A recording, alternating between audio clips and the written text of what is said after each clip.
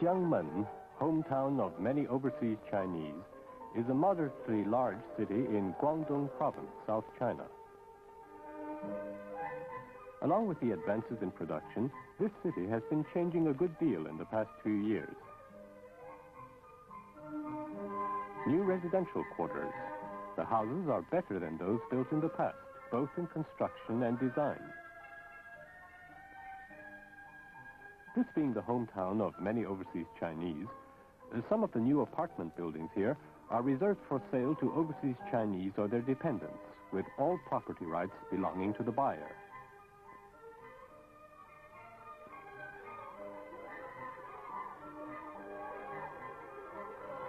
Newly built schools and children's centers provide good educational facilities for youngsters.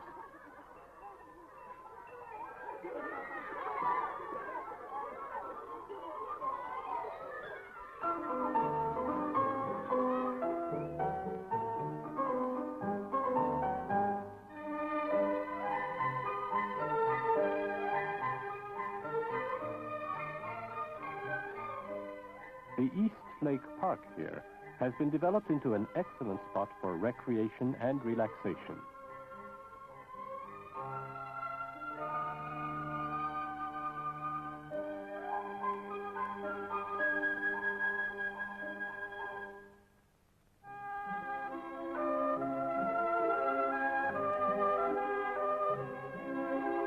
Recently, we visited Pei Changhui, a former high-ranking Kuomintang general who revolted and crossed over during the War of Liberation. 85-year-old Pei Changhui is in excellent health and spirits. He is now a member of the Standing Committee of the National People's Congress. His wife and son are now in Taiwan.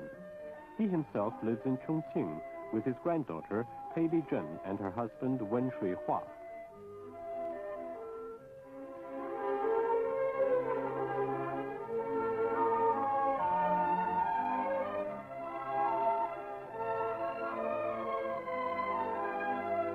His 5-year-old great-granddaughter, Xiao Xia, provides him with a lot of entertainment.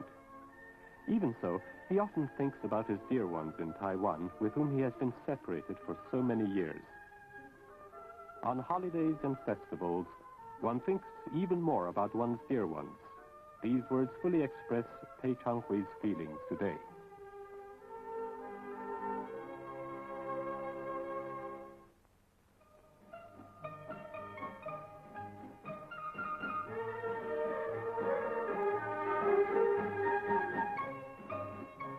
Shops in a number of cities are beginning to sell goods from Taiwan. The first time this has happened in 30 years.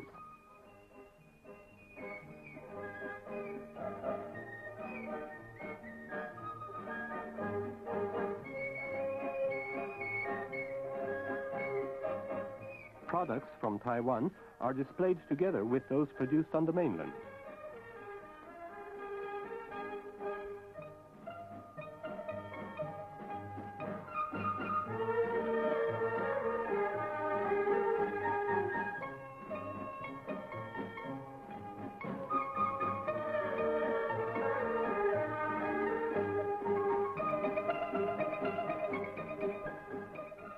Taiwan products are much welcomed here, and people hope that Taiwan will soon be reunited with the motherland.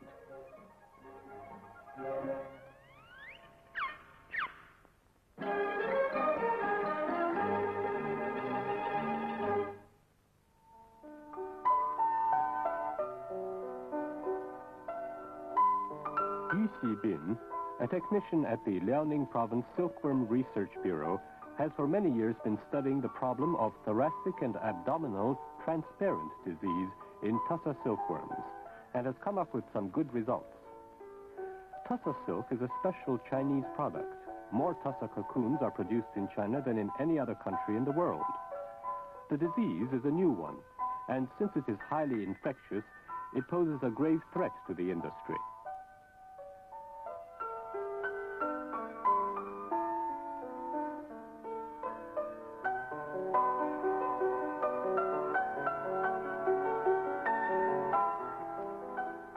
Yu Xibin and the group he works with have made a systematic study of the cause, development, pathological changes, transmission, and prevention of the disease.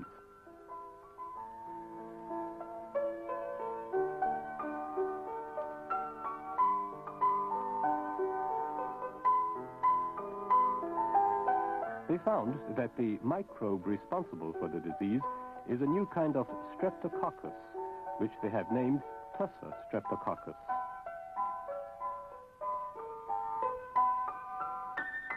They also discovered that the disease can be prevented by disinfecting the surface of Tussa eggs with sodium hydroxide and sulfuric acid. The treatment is cheap, highly effective, safe, and easy to apply. Tussa farmers who have used the treatment are all in favor of it.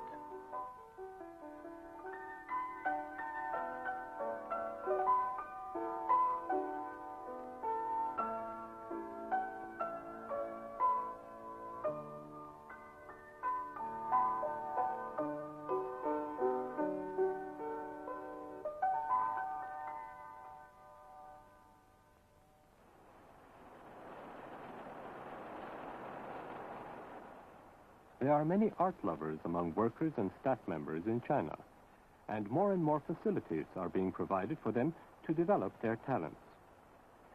Like textile worker Wang Min, many girls love to dance.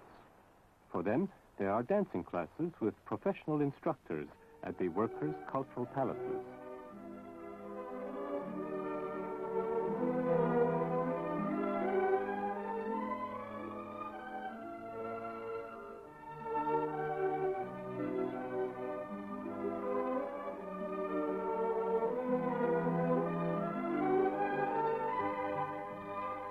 Accountant Fan Xuezhu, a music lover, plays the contrabass in the amateurs' orchestra.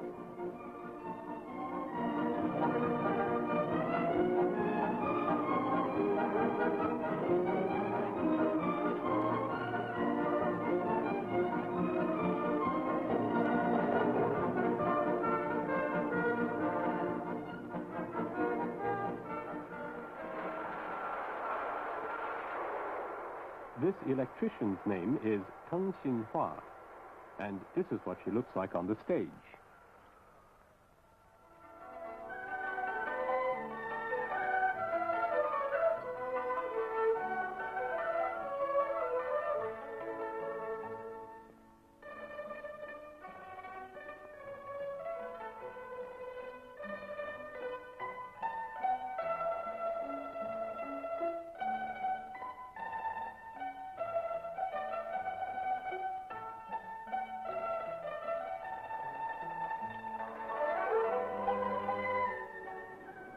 Mechanic Yu Guangwei is both a good worker and an excellent singer. Right now, he's performing a Taiwan folk song he has just learned.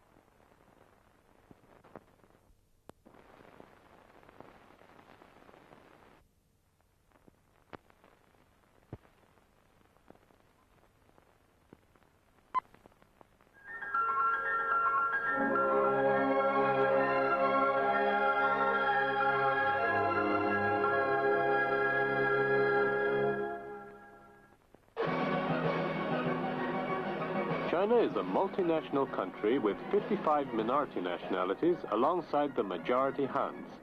Each nationality has its own dances, distinctive in form, style, and content.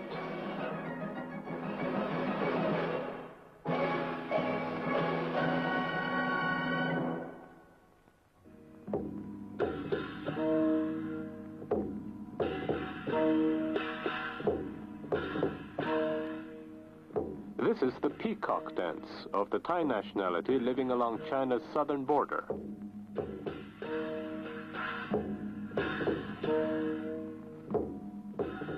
Among the Thais, the peacock symbolizes peace, happiness, and good luck.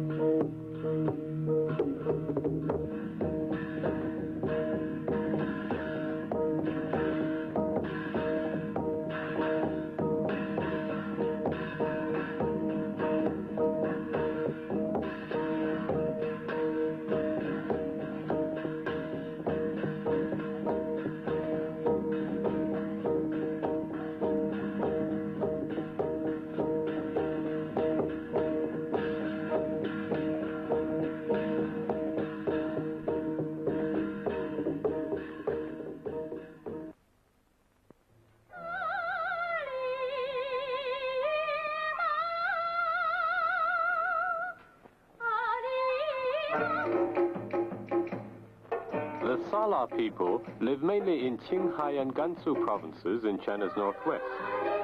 One of their heroes is a girl called Alima. She is noted for her wisdom, courage, and industriousness. People sing praises to her and set her up as an example.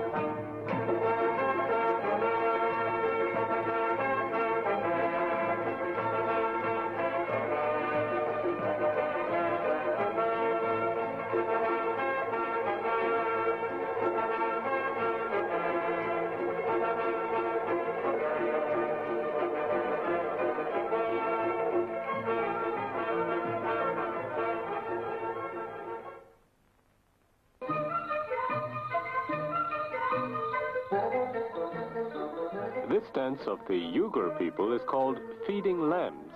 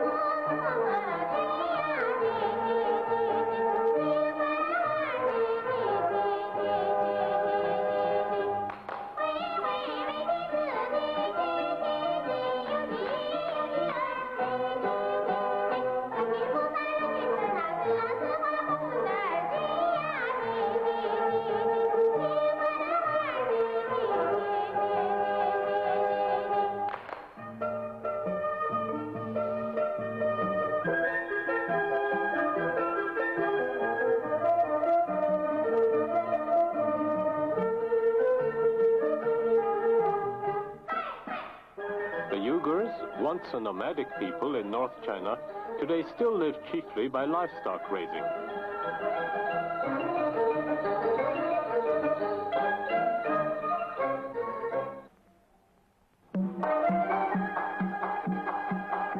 instrumental orchestra of the Uyghurs, whose home is in Xinjiang in China's northwest.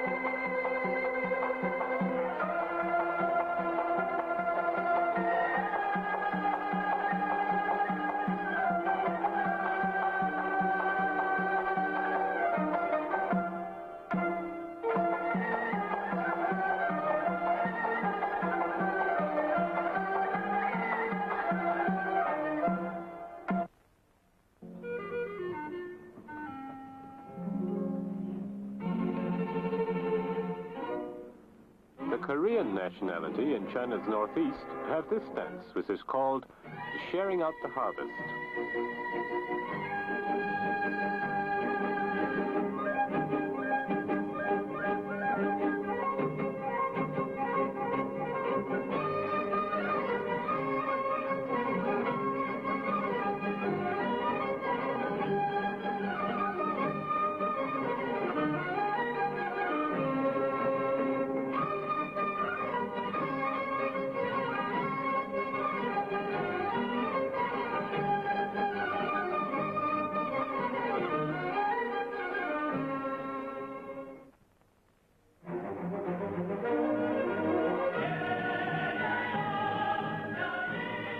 Fighting Bulls, a dance by the Shui people in southwest China.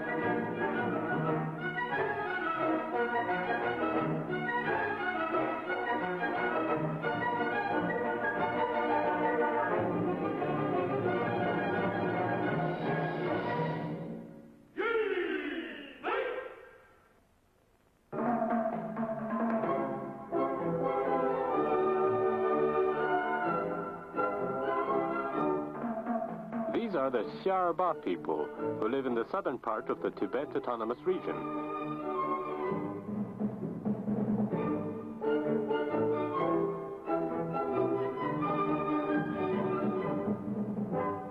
This dance, Spring Comes to the Xiarba, is rich in local color.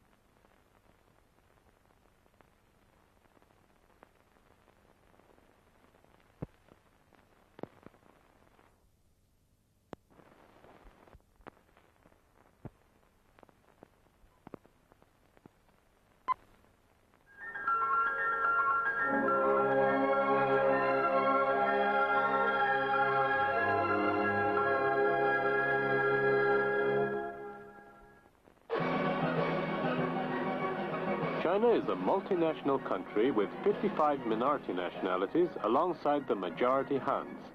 Each nationality has its own dances, distinctive in form, style, and content.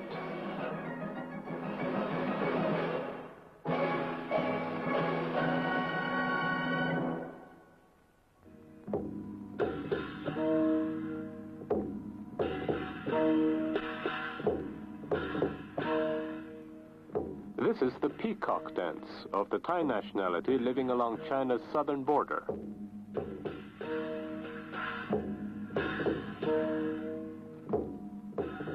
Among the Thais, the peacock symbolizes peace, happiness, and good luck.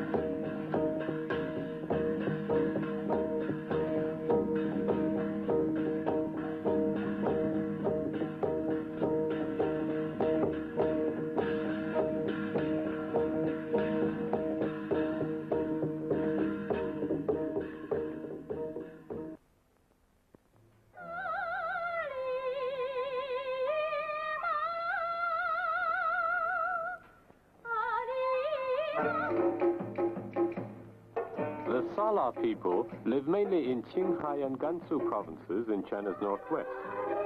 One of their heroes is a girl called Alima. She is noted for her wisdom, courage, and industriousness. People sing praises to her and set her up as an example.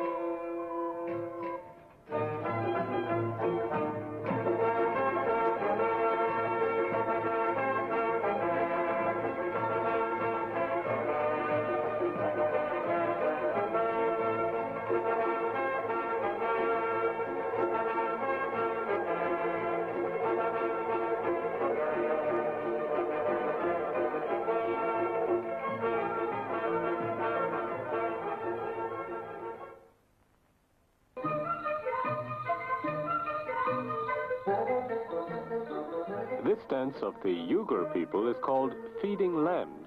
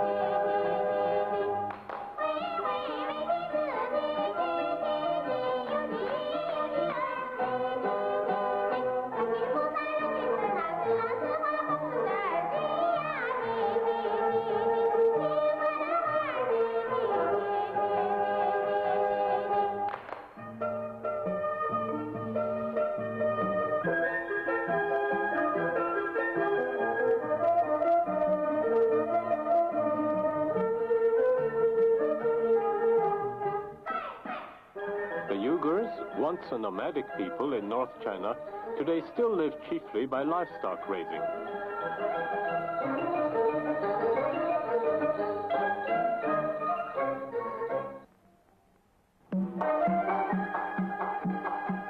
An instrumental orchestra of the Uyghurs, whose home is in Xinjiang in China's northwest.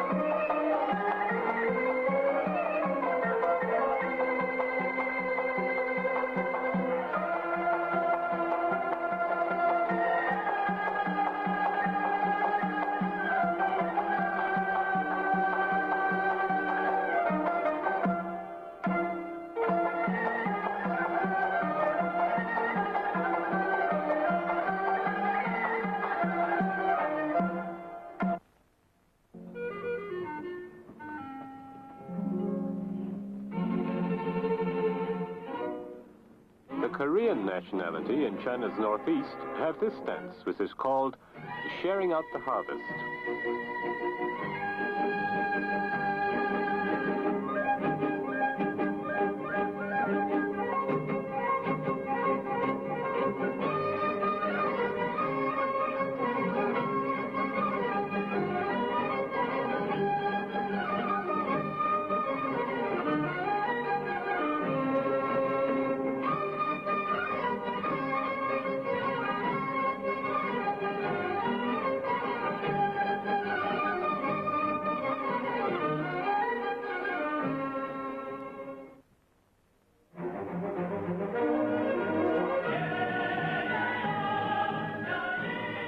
Fighting Bulls, a dance by the Shui people in southwest China.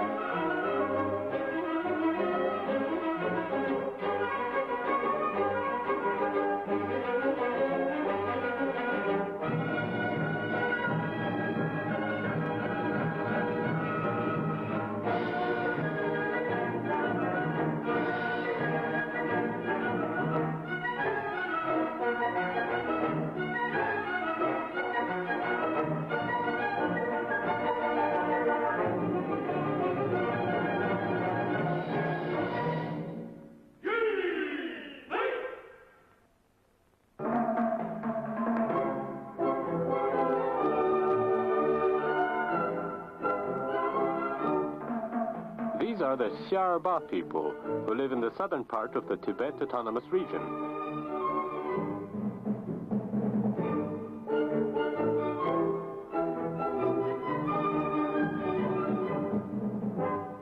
This dance, Spring Comes to the Xiarba, is rich in local color.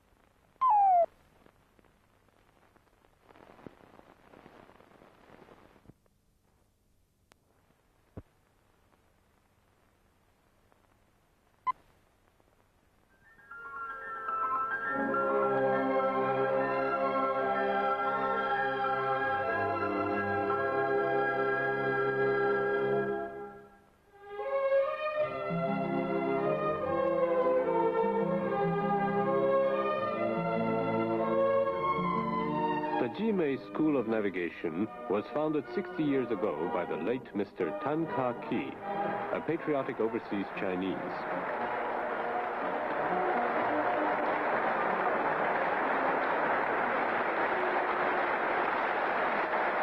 Alumni, now working in China or abroad, as well as faculty and students, gather to celebrate the school's 60th anniversary.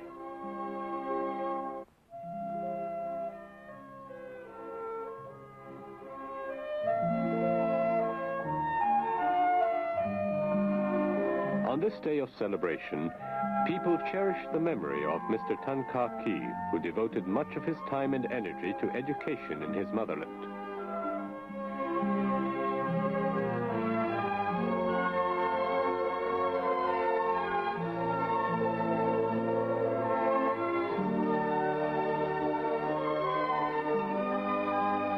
The school has kept up high teaching standards, which is why its graduates are welcomed and trusted in the maritime world.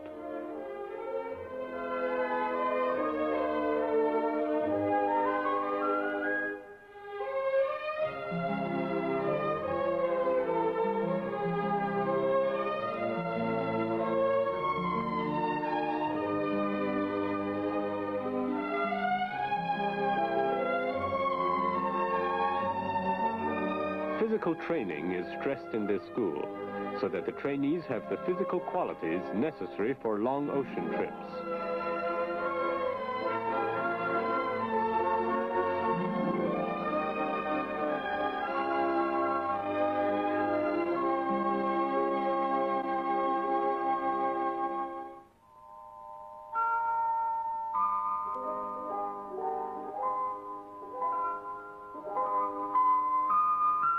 Wood ears, a type of edible fungus, are widely used in Chinese cookery and as a tonic in Chinese medicine.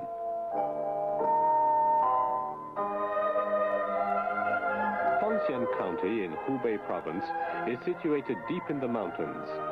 The many forests here and the moderate climate contribute to making the region one of China's major producers of wood ears. Wood ears are grown on wooden frames. Formerly, cultivators relied on natural dissemination of spores. Now, wood ears are seeded artificially, and scientific growing methods have considerably raised both the quantity and quality of the crops.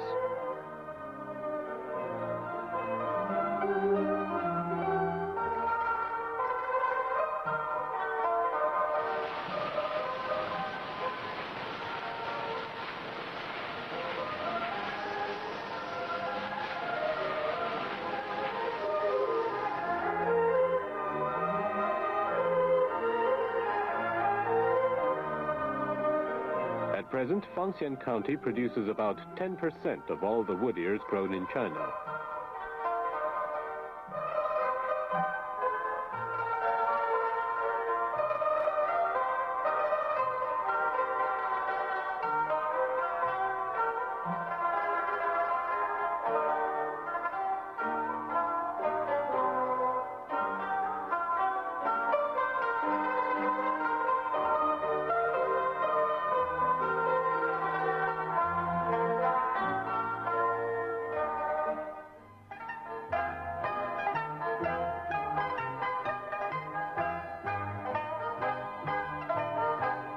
Fei Yintao is an expert in Chinese traditional martial arts, and everyone in his family practices them.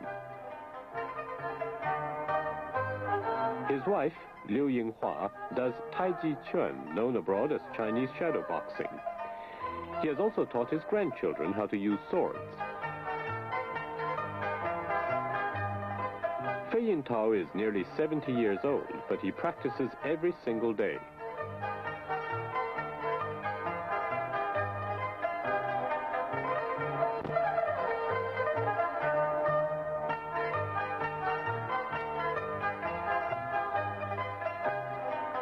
His youngest son, Fei Yuliang, has learned the form of boxing known as drunken boxing.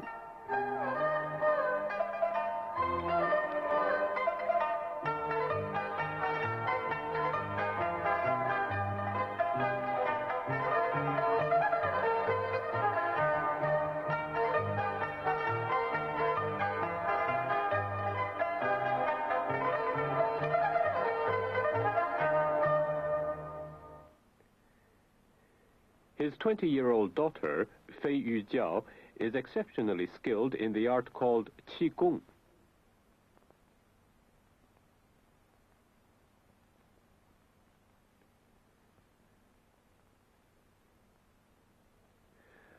A slab of stone weighing several hundred kilograms is placed on her, and 5 men stand on top of it. Amazingly, she can still sing.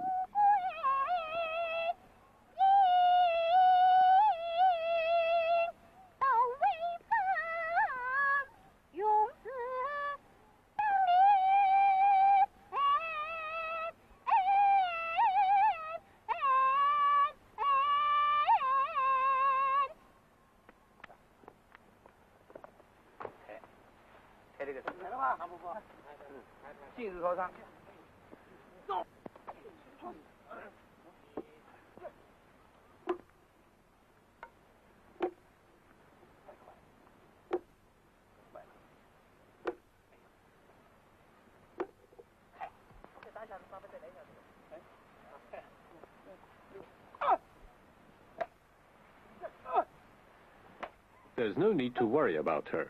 With her skill at Qigong, she can support this weight without any danger.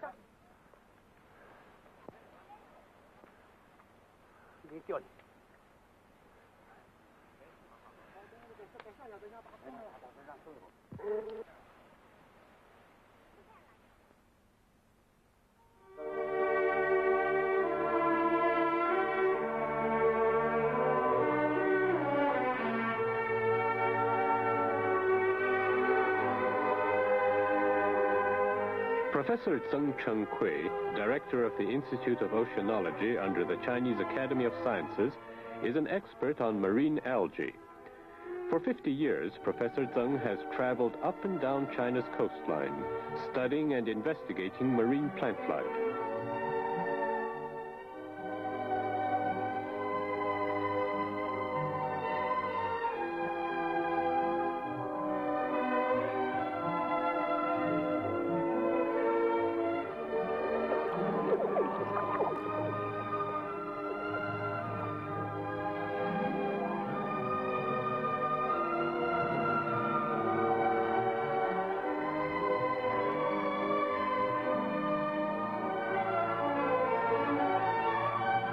Every time he comes back from a trip to the sea, he starts at once to analyze and mount the specimens he has collected.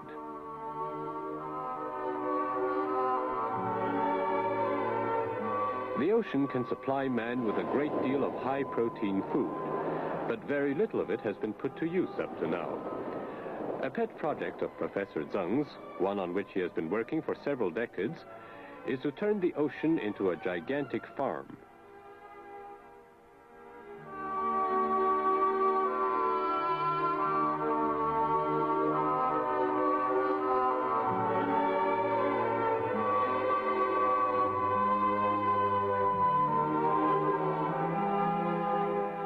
He and his assistants have made a series of studies and bold experiments in connection with China's production of kelp and laver, a type of edible seaweed. Today, as far as cultivating techniques and overall production of kelp and laver are concerned, China ranks among the foremost countries in the world.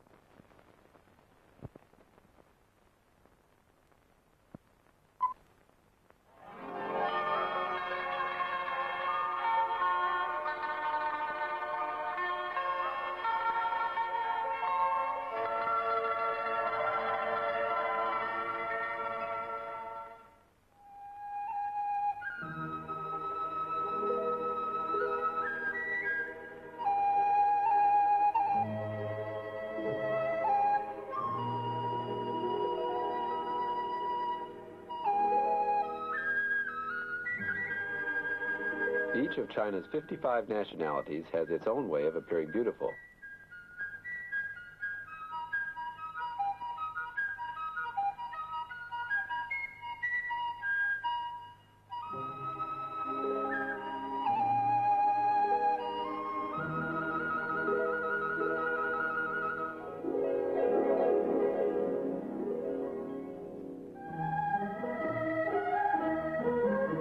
Of the Dai nationality of Yunnan province decorate their hair with strings of brightly colored flowers.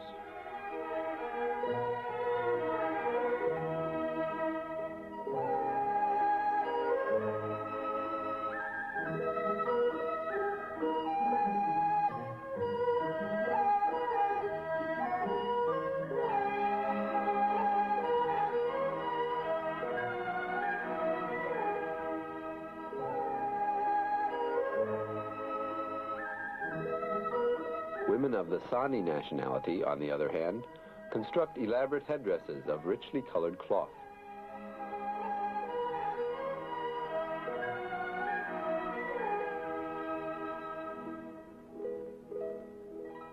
According to Sani legends, the designs of these pieces were originally inspired by the rainbow.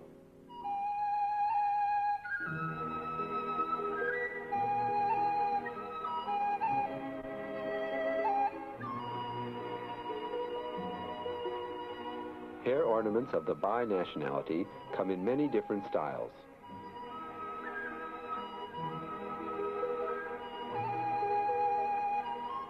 There are more than 20 nationalities living in Yunnan province, and each has its own characteristic hair decorations.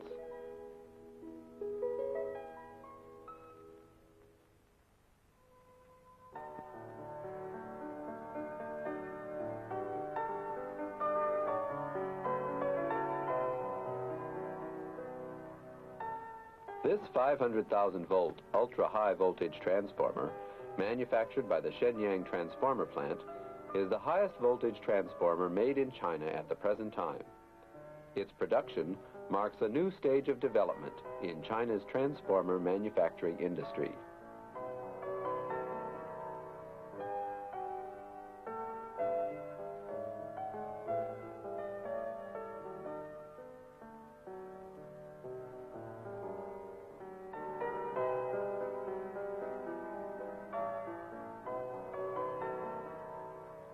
This transformer will be installed as part of a new 500,000-volt ultra-high voltage transmission line in northeast China.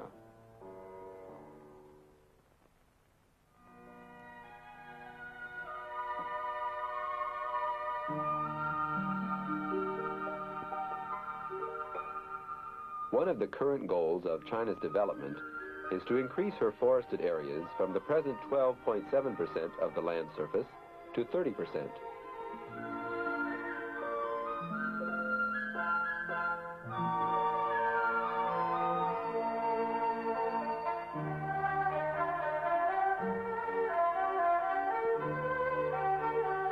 This is the sapling raising facility of the Daxingguo Forestry Bureau in northeast China.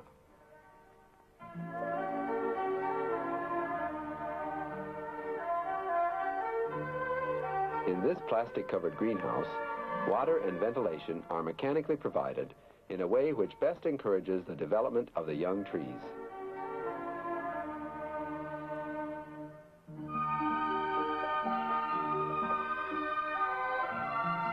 New techniques have been adopted for raising saplings. The growing period has been shortened, the survival rate has been improved, and the quality of the saplings is excellent. Now afforestation can be carried out during the 3 seasons of spring, summer, and autumn.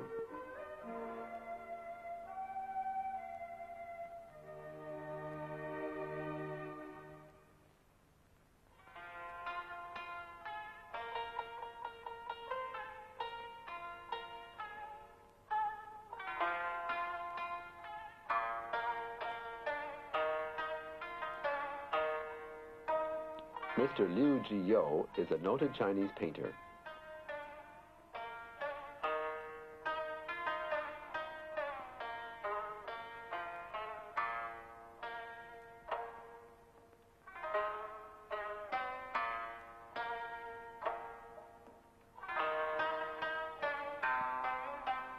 While he paints a wide variety of subjects, his specialty is painting animals.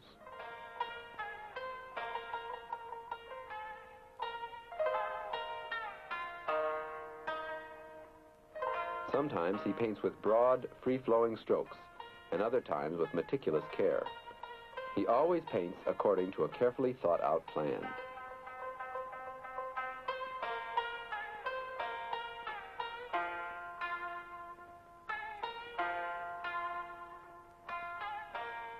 Mr. Liu's works are often exhibited internationally.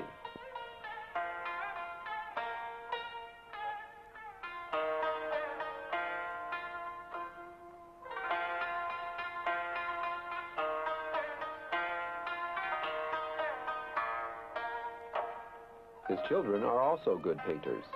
Here is the eldest daughter, Liu Chang.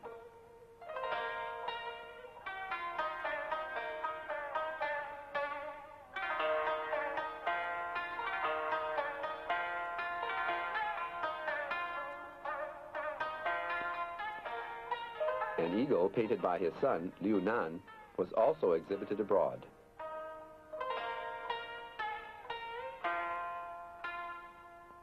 The youngest daughter, Liu Kui, who paints wolfhounds, has been praised for her skill.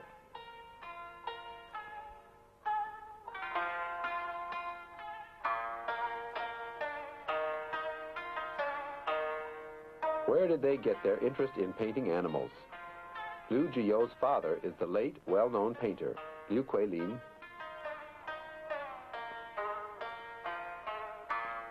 Liu Kuilin's animals are uniquely lifelike. This is truly a three-generation family of painters.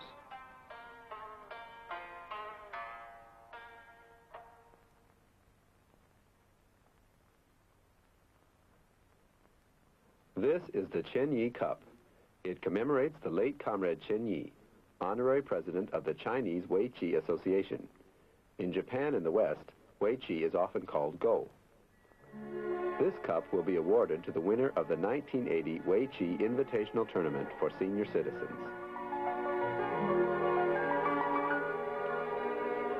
Vice Premier Fang Yi of the State Council is attending the competition.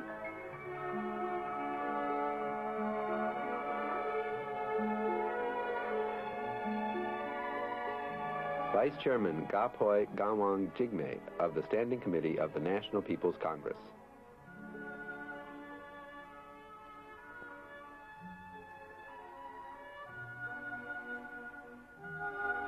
Returned compatriot from the United States, Mr. Miao Yuntai. Members of the Standing Committee of the Chinese People's Political Consultative Conference, Sung Shidian and Du Yumin. Competitors must be at least 50 years old. The only exception is Chen Yi's youngest son, Chen Xiaolu. His opponent is Xu Chunru, an associate professor of engineering physics at Tsinghua University.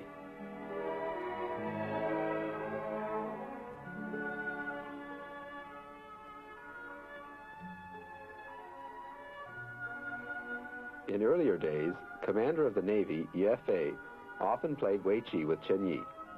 His opponent here is Zheng Tao, president of Xinhua News Agency.